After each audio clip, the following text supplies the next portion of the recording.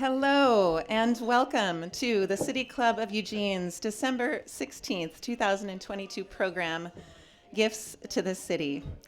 This is the 13th program in our 2022-2023 programming year, and today's special installment of the City Club is brought to you live from the Davis Restaurant in downtown Eugene. Hello to everyone who is here with us today and everyone who is listening along. It's a pleasure to have you here. My name is Karin Knutson, and it is my honor to be the president of City Club's Board of Directors. Thank you. As is City Club tradition, we have quite the program for you today as our final gathering before the year end. We will send you into the holiday season with a question worthy of your contemplation. If you were given a magic wand and could give any single gift to our community to make it an even better place for all of us to live, what would you give? Today, we will receive gifts from 11 local luminaries who have particular insights to our community, its potential, and its needs. And we know that they will leave you thinking about this holiday season, what you can give, and all of the opportunities in this year ahead. For almost 30 years, the City Club of Eugene has been delivering our mission to build community vision through open inquiry by coordinating weekly programs on topical, engaging community issues. City Club creates the space for civil discussions of civic issues, and today we are so delighted to hear about these gifts. Support for the City Club of Eugene is provided by our members and both business and in-kind sponsors. Our diamond sponsors are Kaiser Permanente, the University of Oregon, Peace Health, and Lane Community College, and we receive generous support from the City of Eugene and Lane County. You too can support City Club's mission and our weekly programming by becoming a member at our website, cityclubofelugene.org. A special thanks to Mary Layton and John Belcher for their work coordinating today's program, Gifts to the City. Thank you.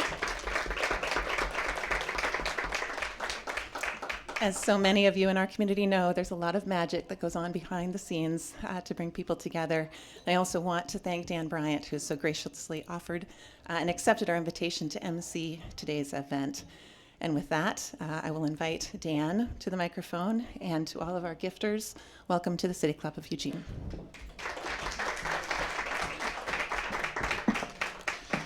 Thank you, Karin. It is a delight to be with you today, to share with you in this wonderful program.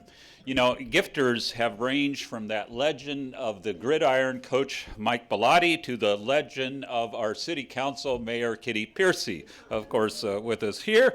From the builder of the Fifth Street Market, Brian Obie, better known to a few of the old timers as the gifter of coal. To the creator of Stone Soup, Jan Elliott. My first City Club meeting was this very program back in 1998, and I have been hooked ever since. If I did my math right, this is my 25th Holiday Gifts program. Yeah. A quarter of a century of holiday gifts. Now, of course, keep in mind, I was only 15 years old back then. Would you believe 20? Well, in honor of this auspicious occasion, I have a big announcement to make. Huge. But first, let's hear what this year's gifters have to present to us. We begin with the traditional honor each year. To Eugene's highest royalty. California may have Meghan and Harry, but we have Queen Sativa Slugworth.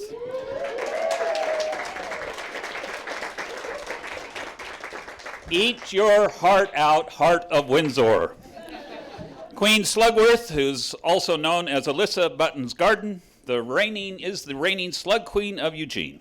She won the annual competition earlier this year, sponsored, of course, by the Society for the Legitimization of the Ubiquitous Gastropod, known as SLUG.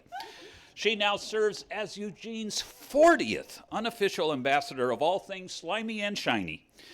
She also has a good heart and chose to use her throne to raise money for the Last Prisoner Project, a nonprofit aiming to redress the harms of cannabis criminalization through legal intervention, educational, and criminal justice reform advocacy.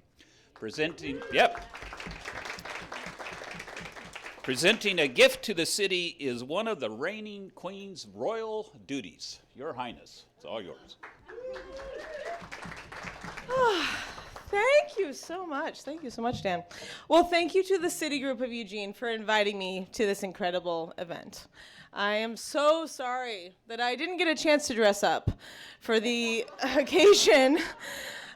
Between all my duties, royal and domestic, my schedule is chock full. So I just threw on a little frock, a little chapstick, you know. I know it's so strange to see a slug queen so common, right? So before we begin, I just want to show you all something. One moment.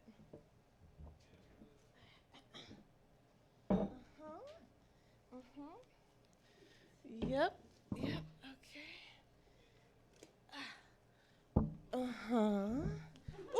Don't, okay. Boop, yep. And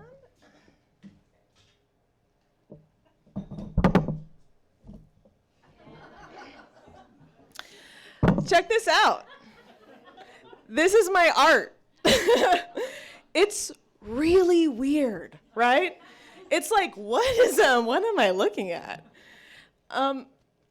This doesn't hold any monetary value, but it brings me endless joy, unfiltered joy, not only to look at these things, but to seek out the pieces for it, to plan out and execute exactly what it's going to look like. These absurdist visions come directly from my center. And that brings me to why I've come to talk to you today. Weirdness and joy. When I was crowned last summer, Eugene Weekly dubbed me the Queen of Weird.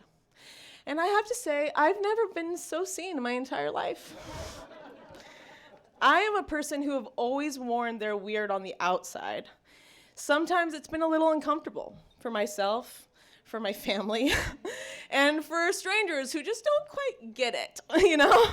But for me, weirdness is something that not everyone has to get. In my family, we have a saying, mining for joy, which basically means dig deep within yourself to find your own personal joy. And after 36 years of being the weird girl, I know without a shadow of a doubt that joy and weirdness live in the same place in your spirit. Allowing yourself to engage and fully accept the weird little things that make you you is one of the most gracious acts of self-care you could ever give yourself. Are you a 40-year-old man who collects Pokemon cards? Great. When you order a burger, do you put a scoop of ice cream on top? Perfect. Do you want to start making ASMR videos on TikTok at 45? I love that for you. What I'm really saying is don't deny your authentic, weird little self to fit into this world. You deserve it, and the inner weird girl deserves it too. So my gift to you, I would like to present the City of Eugene, the Royal Weird Hall Pass. This is your permission and my royal decree for you to go to that weird little place in your heart, mine for joy there, and revel in it. You only get one life. Be the main character, always. I love you so much. Thank you.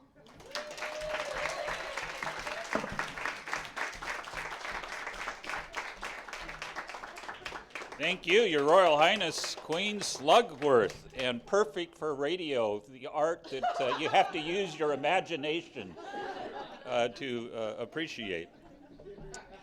Next up, we have Amelia Abel, because anyone whose initials are AA is bound to be at the top of any list, and Amelia is at the top of ours. And appropriately, as her name suggests, Amelia is a most able person who has become a strong voice in our community for those with differing abilities who are not always appreciated for what they can do or have to offer. Amelia serves on the board of Reality Kitchen, where she has studied culinary arts. She dreams of what may be possible for every person, regardless of their abilities. And for her, that means working to support children with disabilities and helping them to realize their full potential. Amelia, we look forward to your gift performance.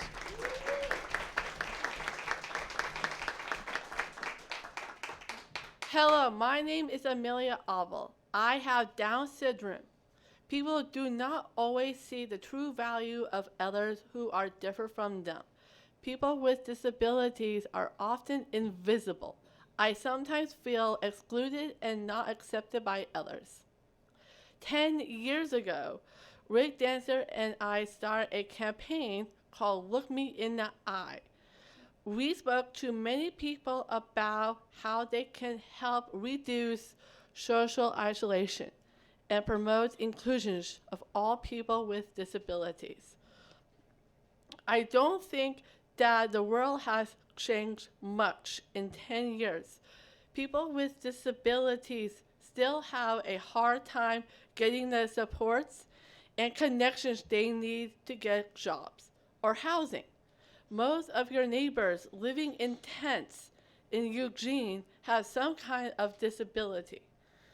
When people look at me, they see my disability. They do not see my abilities or my potential. I don't have the chance to have a real job, to have an opportunity to grow and develop. There are many people in Eugene who struggle every day to find a safe, dry place to sleep, to find a meal, or a way to make a little money. Their lives are full of stress and suffering. They do not have a way to be productive or to have a meaning in their life. But this is not how they want to live.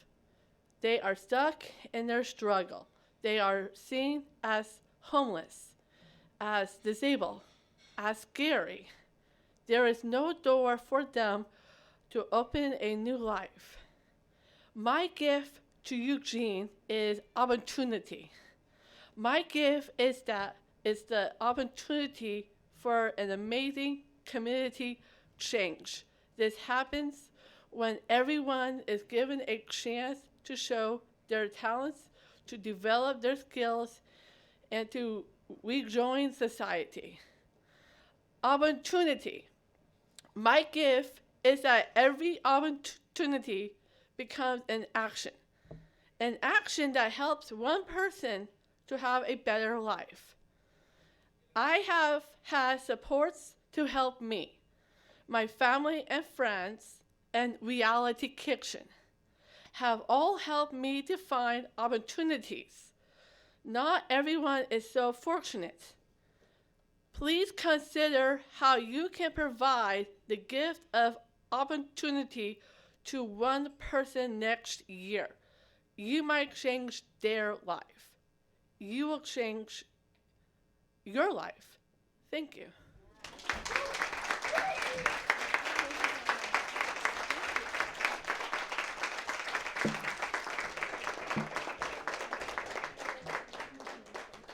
Thank you, Amelia. Thank you for the opportunity you gave us to hear your voice and the abilities that you share with us. Bless you.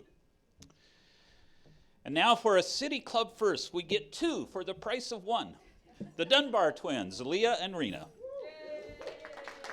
These sisters grew up on the traditional homelands of the Miami Nation in Fort Wayne, Indiana, before finding their way to Eugene.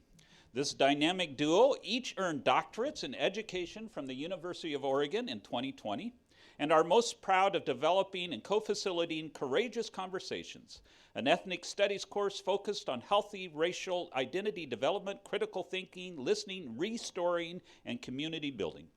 Leah is a language arts social studies specialist on the school improvement team at the Lane Educational Service District in Eugene. Rena is the coordinator for the Subsequala Grow Your Own GYO Future Teachers Project at the University of Oregon. Together, Leah and Rena co-facilitate a community of practice for educators teaching tribal history/shared history curricula in Lane County. Partners in crime and many good things. They are partnering together for their gift for the city.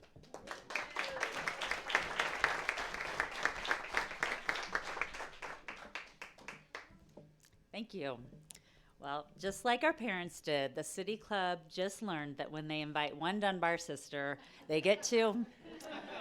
And we promise we're going to do our best to keep it concise. As ethnic studies practitioners, we recognize that it is our responsibility to start with place and the land that takes care of us so that we can take care of one another. We want to acknowledge the gift that is the beautiful land that we are on, which, by the way, wasn't gifted, but stewarded carefully by the Kalapuya Ilihi. Our first wave of our wand would make sure that each child in Eugene received the opportunity to learn tribal history, shared history, our state's mandated and beautiful K-12 Native History curriculum written by the 9 Confederated Tribes of Oregon. And we would make sure that they are lucky enough to receive that foundational part of their education from one of the many brilliant Indigenous scholars and practitioners that live in our area. So, So those that know TWUS, twin pronoun, will not be surprised to hear that the gift we would give Eugene is ethnic studies education for every child and their family members. We know from spending a collective 40 years in the classroom the power of story to connect us. Our narratives have the ability to transform our understanding of ourselves and one another. Knowing one another's stories builds empathy, perspective, understanding, and compassion. So our second wish is to create the space and time necessary for every Eugenian to be honored for the stories they carry. Our third wave of the wand is about rehumanizing and reimagining education. Ethnic studies is a critical lens, a mindset, a way of courageously engaging and interrogating the world we live in. It's not specific to a particular discipline. Therefore, this gift is not just for educators or students, but all of us who are lifelong learners working together to solve community problems and take care of one another. Practicing ethnic studies provides us the awareness through centering student story that every student comes from a rich and valuable background and culture, and that their bodies and their stories, however they may choose to show up, belong here in our classrooms and in our communities. This gift deepens our appreciation that our intersectional identities and in diversifying communities, important to mention, provide incalculable benefits to our schools. This gift creates more classroom spaces that honor the languages, knowledges, and stories that students grow up with and bring with them through their ancestors. We are also gifting Eugene with strong and engaging educator pathways so that our students may experience skilled teachers who look and sound like they do, in addition to the opportunity to learn from teachers who don't, so that they might continue to know the gift that is listening to perspectives outside their own. We are recognizing the gift that our students already possess to understand complex truths and create complex solutions to the problems they are confronted with. Ethnic studies lives at the intersection of who we are, where we've been, and where we can go, both as individuals, and as a collective. TWE bestow the gift that would adequately and sustainably fund and defend our students' right to learn the truth about who we are as a nation, as a community, and as individuals. We are gifting our community a rigorous commitment to intellectual freedom. Critical ethnic studies exploration can turn classrooms into sites of healing instead of harm, empowering students instead of pathologizing them, addressing the wounds of erasure, addressing intergenerational and societal violence, wrestling with both the dark and shining aspects of human endeavor and possibility. May all Eugene classrooms be spaces where students receive love and experience respect, hope, and solidarity. This gift includes reignited commitment to civic responsibility and engagement so that students understand why democracy is so important to participate in and fight for. Ethnic studies education teaches students the herstories, histories, and our stories of resistance so that they might tap into the courage and strength that can be found there. This lens provides students the context to understand injustice, greed, power, environmental issues, and exploitation within a space of possibility, agency, and transformation. Ethnic studies is pro-people, pro-truth, and pro-reconciliation. anti-oppression, anti-hate, and anti-cancel culture. We always have more room to learn, and if we are breathing, we are capable of change and growth. The gift of ethnic studies education is that it isn't about knowing or testing stuff. It's about making learning relevant and doing something about the problems we see around us, many of which I am sure are being addressed by the people in this room today. And the best part about this virtual gift is that you all have the very real world capability of becoming students and practitioners of ethnic studies yourselves. Your magic wand is your phone, laptop, your neighbors, community organizations. A quick search can direct you to some of the countless resources out there to make this gift available to all. Thank you.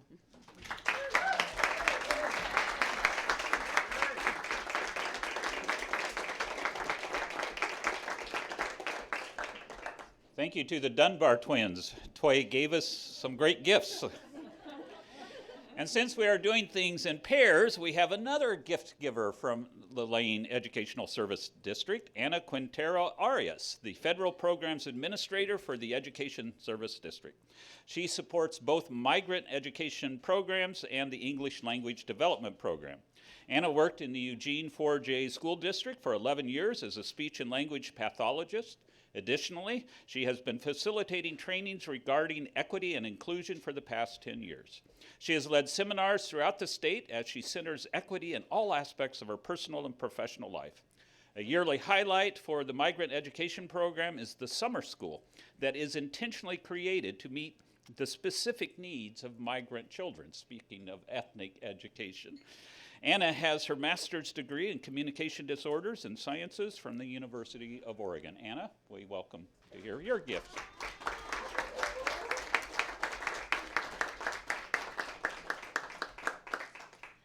Hello, everyone. Good afternoon. My name is Ana Quintero Arias, and I am a Latina immigrant, multilingual person living within, this Lane County area for a very, very, very long time. We don't talk about ages.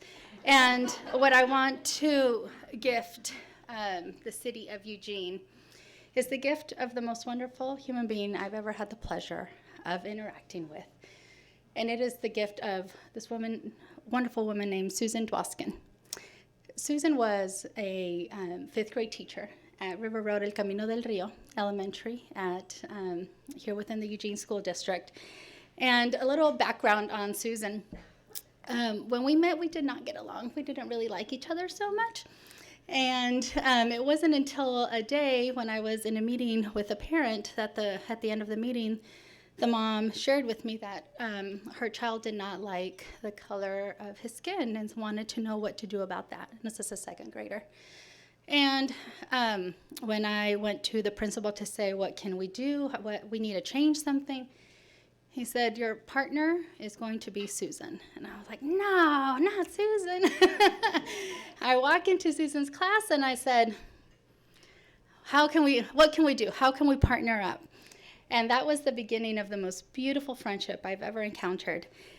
Her gifts of authentic love and compassion and understanding and patience for the students that she serves, for the community that she served, was immeasurable. She went back to school to get her PhD in her 60s because she believed in continual growth. She said, there's more that I can do, more that I can learn, I can do better. And that was her mantra every single day. She just said, what can I do that is different, that can actually make the lives of the students that I serve be better? And so she and I partnered a lot. We met often on weekends to talk about, I read the drafts of her dissertation, and we just continued to just work together and build that program.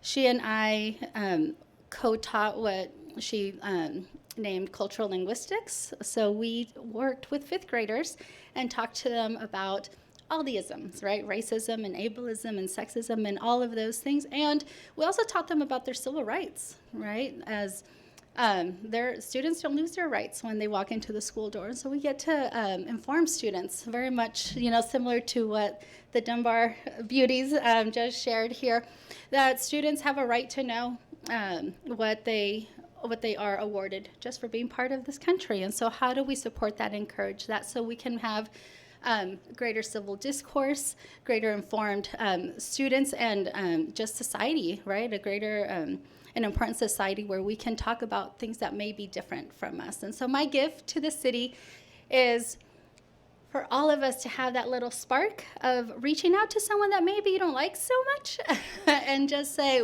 where do we align? And what can we agree upon, and what can we build upon? So starting there, and then recognizing that the growth, our personal growth is really where it is, right? Because if we are stuck in our ways, if we're stuck in our own thoughts, it's going to be very challenging to recognize that the world is changing constantly around us, and it is our job to adjust to the needs of those that are in front of us and not to what we assume are the needs. So those are my gifts to the city. My gifts is that there's a little bit of Susan Dwoskin in all of us. She has passed, and I miss her deeply, and I often navigate my world thinking, what would Susan do? And that is the work that has led me to what we do now in migrant education and within the English language development program here throughout Lane and Douglas County. So may you all have a little bit of Susan. Thank you.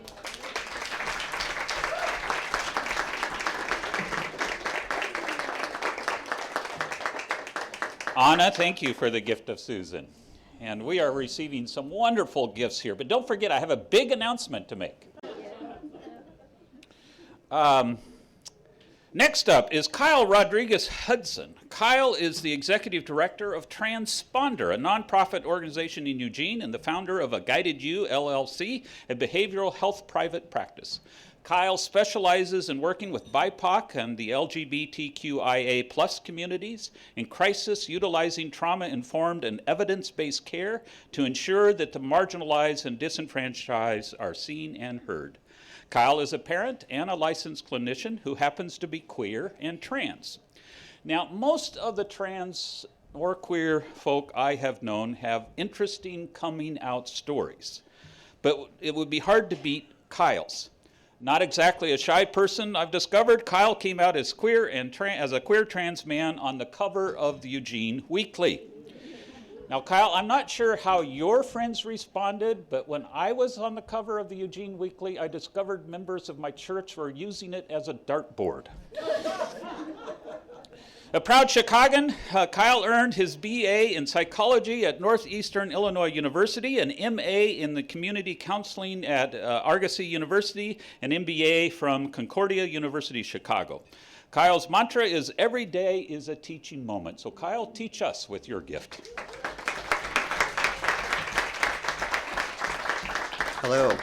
Well, I can say I don't think anyone actually threw any darts at my picture. At least they haven't told me directly. So there's that. So a couple of things. So, when I decided to leave Chicago, I had two things in mind. One, focus on climate. If you're from the Midwest, our Midwest winters are dreadful, right? It's horrible. I left my shovel there. That's a whole different story. The second piece was whether or not, as a queer trans POC man, would I be able to walk the streets safely. So I ended up in Lebanon, Oregon. I stayed there for 2 years, and I can tell you I knew nothing about Oregon, let alone Lebanon. So other than Highway 20. I decided to move to Eugene, and so where I wound up living in the Whitaker right now. But I worked in the Whitaker, and I was living in the Churchill area. Well, we become complacent in our ways, right? Work and home. All we know is our environment. And so when I was asked to give a gift, I thought, well, I am the gift to the city. And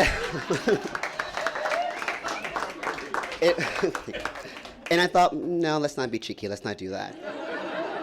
So my gift to the city would be two things: to explore and be vulnerable. Oftentimes we become complacent in our ways, and we never look each other in the eye. And as someone from the city, we look each other in the eye. And so I look you all in the eye to explore, be vulnerable, ask questions. And as my mantra does say, every day is a teaching moment. So thank you.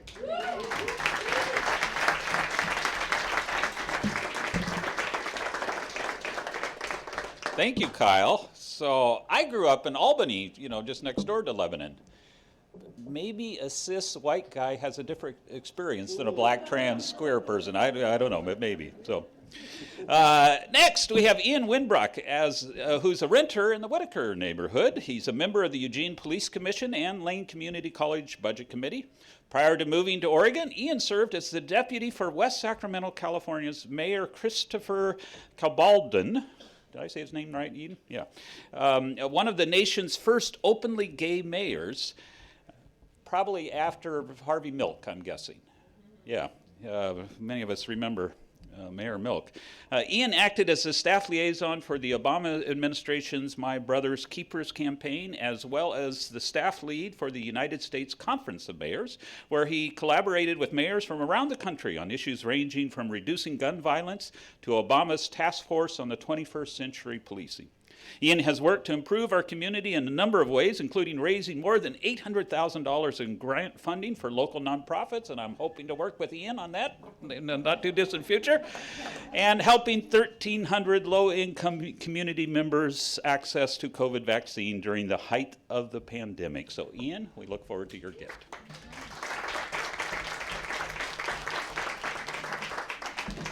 Hi, City of Eugene. It's so great to see you. I know between work at the university, my MBA, and launching a startup, we really haven't had a ton of time to spend together. And every Christmas, we usually give each other a bottle of wine and talk about the good old days. But this Christmas, I thought we could do something a little different. So I thought we could give each other some advice, and not trying to be a dick, but you need some dating advice. I know. You know, advice is something that's best given and not received, but a friend of a friend sent me your dating profile, and wow, you need to change it like yesterday. So don't take it personally. I'm just gonna pull up your profile on my phone and give you a few quick tips. And Eugene, you know I love you. So first, don't take this the wrong way. I know you're 160, but goddamn, you need to stop dating men in their 60s, 70s, and 80s. I mean, how many old dudes are you gonna have in positions of leadership before you realize they've done nothing but trash you? Seriously, what do you even see in them? Every time you've gotten together, it's only ended badly. So let's get real. Because of your relationship history with older men, you've consistently had some of the largest per capita homeless rates in the United States, had your business community gutted, and my friends who have served in Afghanistan have told me that they felt safer in Kabul when they were serving our country than walking around your downtown. Yikes. Remember when you spent your time dating women? You just have healthier civic relationships back then. I remember when you and Kitty Piercy got together. And as a city, we got serious about working towards climate solutions for the first time in your history. Remember how passionate you were back then? And remember your first female mayor, Ruth Bascom? You were so cute together. She moved mountains for you, revitalizing your downtown, creating a basic civic infrastructure, and who doesn't love the Ruth Bascom bike path? Seriously, it's one of your best features, and I don't see it on your profile anywhere. In fact, the first thing I see on your profile is how you call yourself Tracktown USA. Yuck. You want to be known for running? You should get serious about how you show yourself to others, or more of your residents will keep running away and move to someplace new. Most of the people who are leaving are people like me, younger folks in their 20s and 30s who want to grow their families and their careers and don't see a future with you, Eugene. On your profile, it's mostly pictures of old people enjoying your amenities. I mean, I get it. They're the only people who can afford to live here or buy a house anyway. Eugene, I know I have a man bun, earrings, and a bolo tie, so you really don't need to listen to me. But, I mean, come on. It's not just young people that look like me that you need to bring back. It's people who don't look like me. People of color, immigrants, entrepreneurs, queer folk, poor people, middle-class families who don't feel safe or welcome here anymore. Bring them back. Let's create a community by and for those people who don't have a sense of agency because mostly old men are hogging the seats at the business, civic, and political table, and they can't take the hint that they're not relevant or needed anymore. Eugene, I love you. So when I say it's time for you to move on and start dating younger people, mostly women, you know it's coming from a good place. Let's get you back on the dating scene so you can feel confident, beautiful, and loved. Merry Christmas.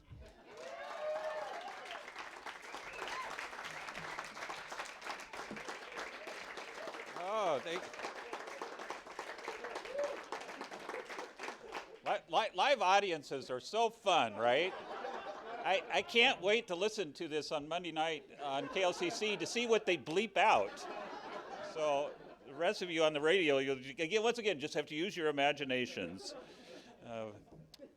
Thank you, Ian. We love that. So, by the way, I have a big announcement to make later on, so I hope you stick around for that. Next, we have Sarai Johnson, who is an author, speaker, and executive coach who most recently worked as a housing strategist on a combined city-county project to make homelessness rare, brief, and non-recurring. She helped develop the 10 key strategies to increase shelter and housing for people without a safe place to sleep at night and to redesign our system to work better for the people it is meant to serve. And having done that, she will next negotiate an end to the Middle East conflict and the war in Ukraine. Needless to say, it was a hard job. Sarai has 2 decades of experience managing businesses, nonprofits, people projects, and as a creative entrepreneur, she earned her Master of Public Administration and a graduate certificate in nonprofit management from the University of Oregon and is a Eugene, Oregon alumna. When she isn't creating, writing, speaking, or coaching, she is probably getting lost in the woods or floating down a river somewhere. We're fortunate she is with us today and not lost in the woods or on the river. Sarai is a mother of 2 boys and the partner of, full disclosure, my boss, the incoming board chair of Square One Villages, Isaac Judd. So I'm doing my best to be extra nice to Sarai, and I hope you will too. Wow, I need to work on abbreviating that bio because I'm just standing here for like 20 minutes going, okay, I did do some stuff. Dan, good job. I will tell Isaac to be kind to you in your upcoming executive director review. Just kidding, I don't know what your board schedule is like. Anyway, hi, I'm Sarai. I'm just a person and I just live here. And Eugene is a place that I've lived almost my whole entire life. I was born at Mackenzie Willamette Hospital in Springfield, and I grew up going to 4J schools and also being homeschooled and living in Springfield and Eugene forever. It's my natural habitat. And the gift that I wanted to give today was a gift that I've heard already ring out loud and clear through every other gifter. And I think this is a wonderful opportunity for us to embrace the opportunity that Amelia brought us of seeing and looking in the eye, and the opportunity of learning ethnic studies and getting a sense of this place that we're in and who came here, who is it for. And of course, Ian's amazing dating advice, which honestly I think, yes, let's all take that to heart, and let's create more space. The gift that I want to give Eugene is a gift of belonging, a gift of making space for everybody who wants to call Eugene home, who wants to live in this beautiful place that we get to enjoy, that I get to float down rivers when it's warmer and less hazardous, and get lost in woods. This is a place that is ours.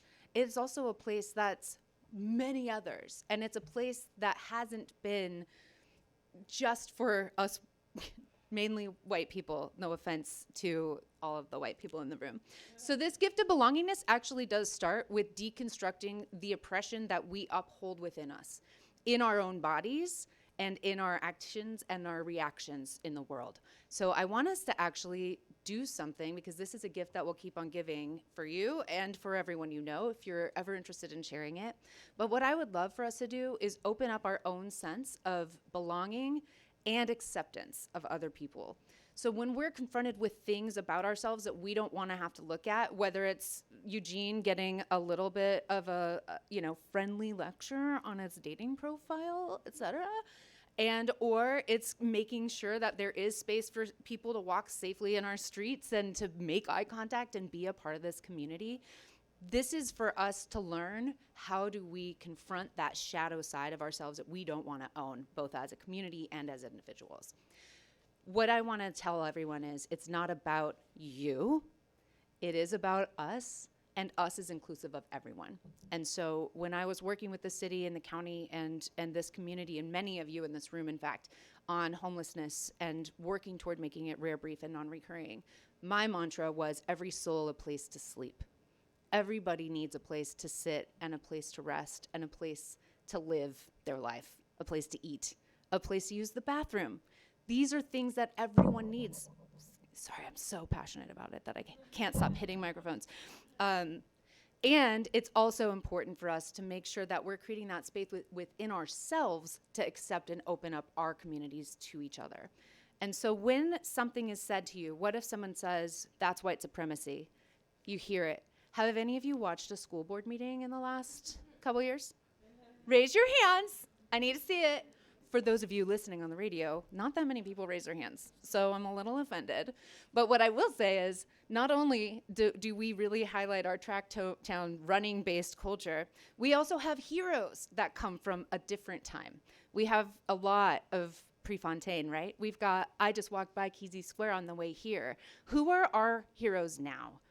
My hero, one of many, is Laurel O'Rourke, who says the quiet part loud constantly in a way that doesn't keep her safe, but in a way that is generous and kind to us, even though we may not receive it that way. So when we're hearing things like, this is white supremacy, this is racist, this is transphobic, this is whatever it is that you don't think you are, it's not about you. It's about that system, and it's about how do I take down the walls of oppression inside myself that I'm perpetuating on others. So if you will, please feel your feet. Just like if they're touching the ground, great. If they're not, fine. Just wiggle them around in your shoes a little bit, because we're going to ground ourselves. And I'm going to just teach you one little trick to lower your defenses when somebody is coming to you with, I need you to see this thing. When they're saying the quiet part loud and our ears aren't attuned to hear it yet.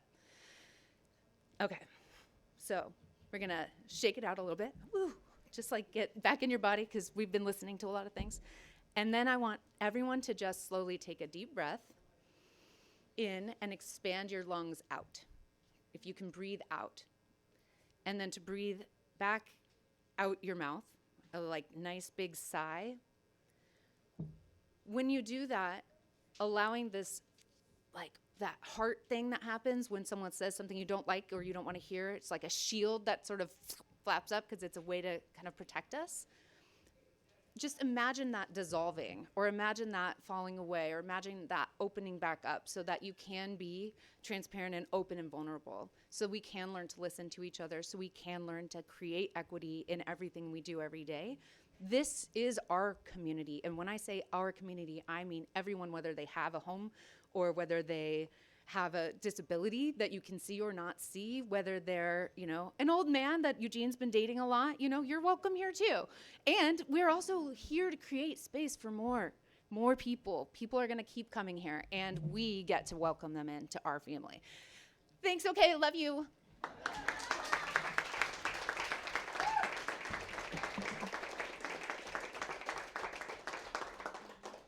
Thank you, Sarai. Boy, typical for this program, we are getting those gifts that make us laugh and those gifts that make us think. And bless you for the gift you gave. I just wanted to note for the record that, speaking of old men, this gray hair just appeared yesterday. I was so surprised by it. I don't know where it came from, but at any rate, so just wanted you to know.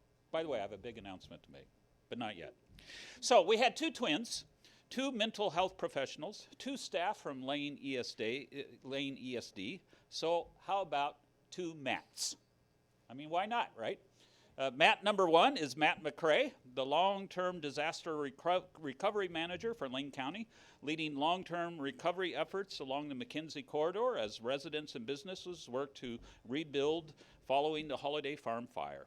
Matt previously served as the climate policy strategist for our Children's Trust, and prior to that, he worked as the climate and energy analyst and the natural hazard specialist for the city of Eugene, where he led the development of the city's first climate action plan.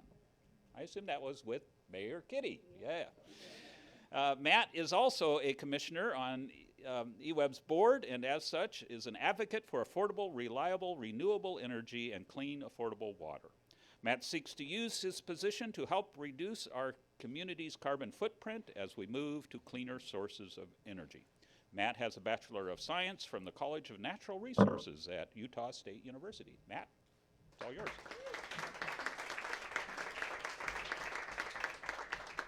Thank you, Dan. What an honor to be invited to give a gift to the city. I did a lot of thinking about it. It was more difficult than I thought it would be. But after some time, I decided to give Eugene the gift of a stocking full of resilience. It's full of small, affordable, practical items, but maybe given this point in time and the curveballs ahead of us, perhaps a little bit of practical is just what's needed. The first item in this stocking is the underappreciated hurricane strap. Oregonians are waking up to the realization that there's a 37% chance of a major earthquake in the next 50 years. But did you know that most new buildings are designed to be survived in a major earthquake, but are not designed to be usable or even repairable afterward? Building in more hardware, just like this, can take buildings from survivable to usable. The day after the Cascadia earthquake is going to be a rough day.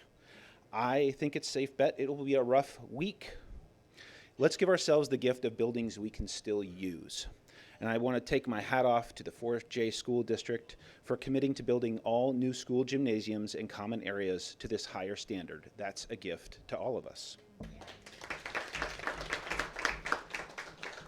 My second resilience stocking stuffer is an energy system based on a diversity of affordable, reliable, renewable energy sources.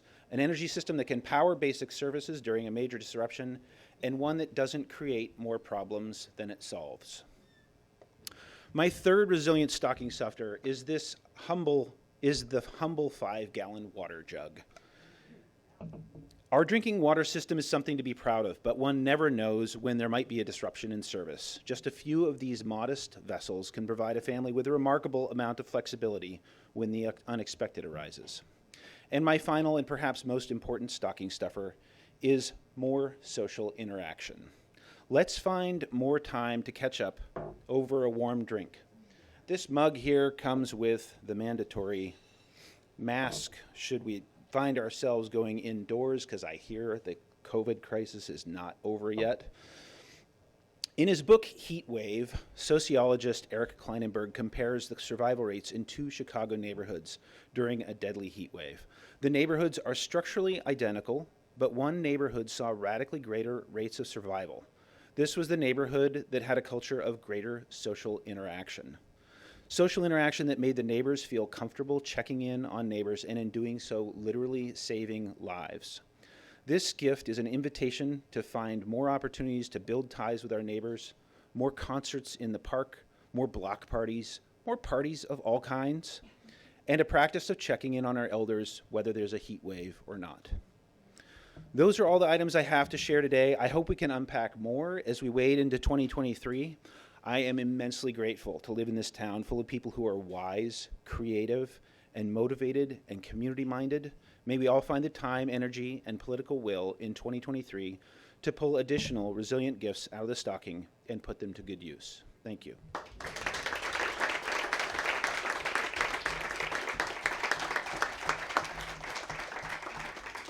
And then I'm just going to say the disclaimer that I intended to at the beginning, which is, of course, these are my opinions and not those of my employer, nor my work on the eWorld board.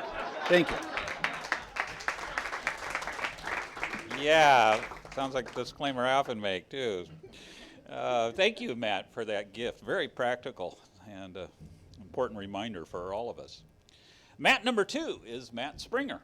Matt was hired in 2020 to launch a local chapter of Friends of Children as their first executive director. Friends of Children was established by Oregon philanthropist and University of Oregon alumni Duncan Campbell to end cycles of generational disadvantage by partnering youth and families facing intersectional challenges like housing instability, racism, incarceration, mental, physical health instability, and other traumatic experiences. After stints working for various local nonprofits, including Looking Glass and Northwest Youth Corps, Matt gained a master's in public policy and certificate in nonprofit management from the University of Oregon. Fueled by a strong commitment to social justice and systems reform, Matt championed sweeping changes in the higher education system in Montana prior to returning here in 2017. Before the launch of Friends of Children in Lane County, Matt served as the program's director for Northwest Youth Corps, serving close to 1,000 youth each year through immersive workforce programs across Oregon, Washington, and Idaho. We welcome Matt. Here is our final gift.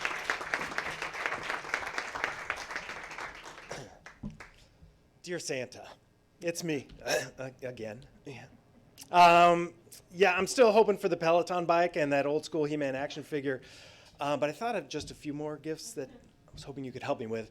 I was wondering if you could help everyone in Lane County know that they're important, know that they're a critical piece of the puzzle, that they belong, that they're loved. Here in the land of the Kalapuya, can you wiggle your nose and remind people how remarkable, if not always perfect, our community is? Can you help make this a place where the whole delicious and divergent array of diversity that makes up the palette of humanity are celebrated and encouraged to thrive? Can you make it a destination known for its openness, where hard things like homelessness and political rancor and climate change are solved? Can you help it become a place where less bikes are stolen?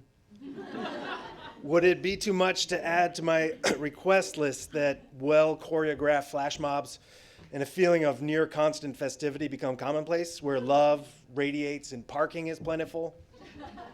Okay, maybe that's too big, too philosophical. Let me narrow it down to a group that's specifically important to me, trauma-impacted youth. Santa, you know that kids suffering from adverse childhood experiences, also known as ACEs, children that are exposed to things like substance dependency and incarcerated parents, racial oppression, domestic violence, start their journeys with an uphill climb, particularly children dealing with multiple layers of disadvantage. This is because their bodies experience repeated stress activation, sometimes called toxic stress. Remaining in that fight or flight state takes resources away from growth and development, particularly from the cerebral cortex, inhibiting development of social emotional growth in the systems that govern immunity and hormones. And these children are 5 times more likely to drop out of school, 12 times more likely to develop suicidal ideation, 70 times more likely to be poor, and have a 20-year reduced life expectancy. But we also know that specific long-term support from our community can make a difference for kids that have these experiences. Brains can and do catch up in supportive environments. Self-regulation can be learned. And the toxic pathways of trauma can be turned from cranial superhighways into abandoned wilderness trails. So, what can catalyze that growth? Probably not something under the tree, but I know what does. It's relationship. It's capacity and consistent caring adults. It's creating an environment where children and their parents know they belong, that they're celebrated. Can you help with that? At Friends of the Children, we have the great privilege of providing long-term professional mentors for the most vulnerable children and their families for 12 years. They get to spend 3 or 4 hours a week with each child. It's enough to end cycles of multi-generational disadvantage for good. It's enough to dramatically increase equitable outcomes across our whole community by focusing on the youth and families that have been historically sidelined. Santa, I know you know that becoming a community where everyone belongs won't happen unless we band together and ensure that we bring everyone with us, particularly those that get left behind or fall through the cracks. Probably also need to change our dating profile.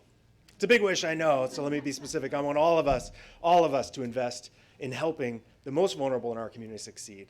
An equitable community will not arrive unless we all lean in to bring that vision forward with our brains, with our dollars, and with our sweat. But oh, how sweet that would be. In summary, dear Santa, I don't need the He-Man doll, but I do wish simply for flash mobs and an end to generational disadvantage. Let's lift everyone up, one child, one family at a time. Yours truly, M. Springer.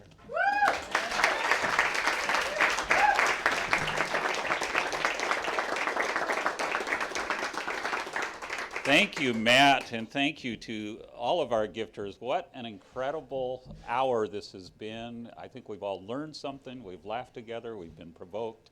I really appreciate the deep thought that each gifter puts into their gift. Can you tell, right? Of something that comes from the heart that they want to give to our city.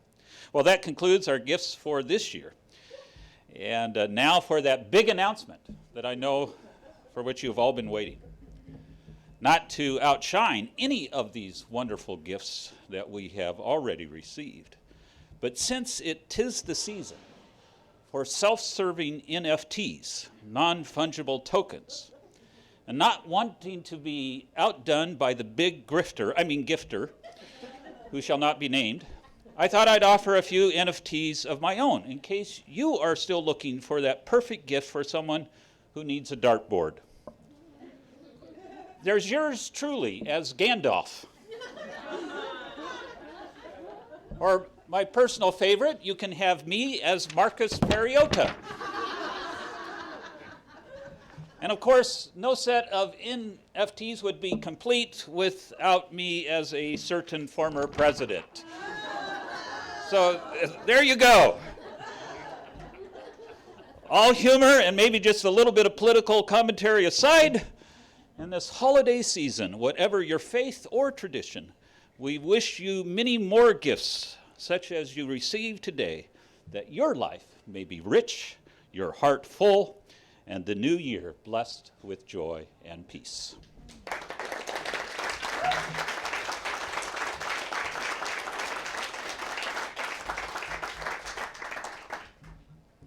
Thank you, everyone.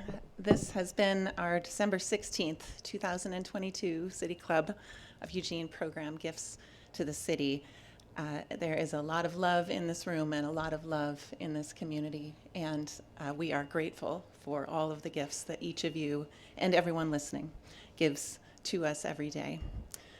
Before we thank our speakers one last time, I also need to recognize City Club's diamond sponsors and thank them for their support of this program and all of our programming all year long at the City Club of Eugene. Kaiser Permanente exists to provide high-quality, affordable healthcare services and to improve the health of our members and the communities that we serve. More information is available at kp.org. The University of Oregon has helped Oregonians to question critically, think logically, reason effectively, communicate clearly, and act creatively and live ethically since 1876. And you can find more information at uoregon.edu. Peace Health has been proud to serve Eugene, Lane County, and beyond as your hometown healthcare partner for more than 80 years. And the Peace Health mission is to keep you and your family healthy, and you can learn more at peacehealth.org. And Lane Community College transforms lives through learning.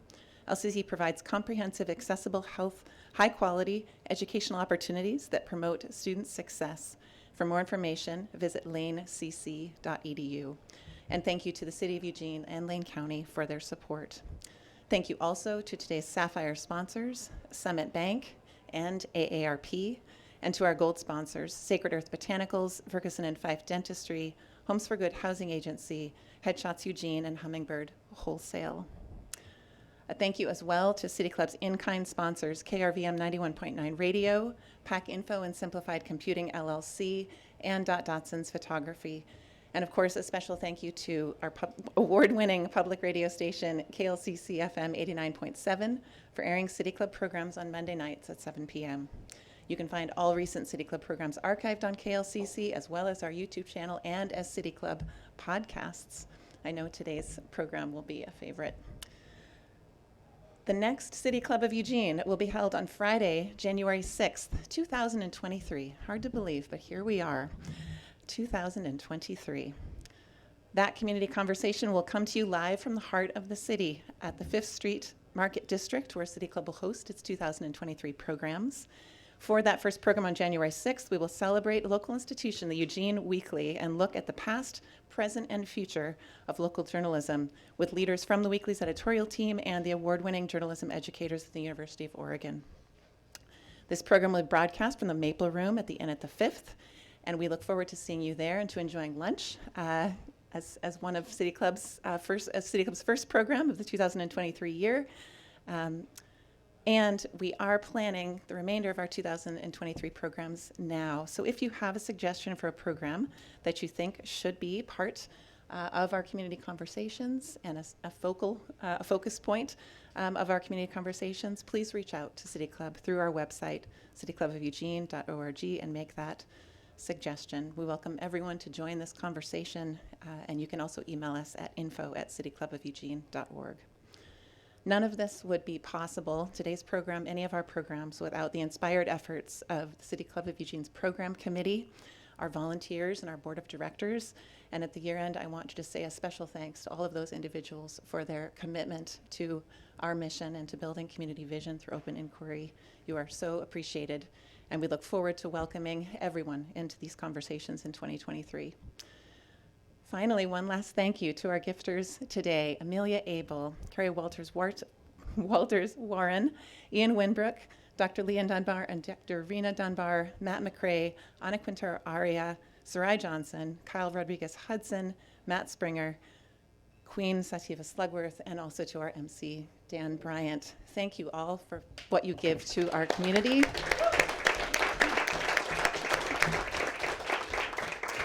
It has been our pleasure to have you today at the City Club of Eugene. Thank you for joining us. We wish you a safe, healthy, restful holiday season and look forward to seeing you in January 2023. Thank you.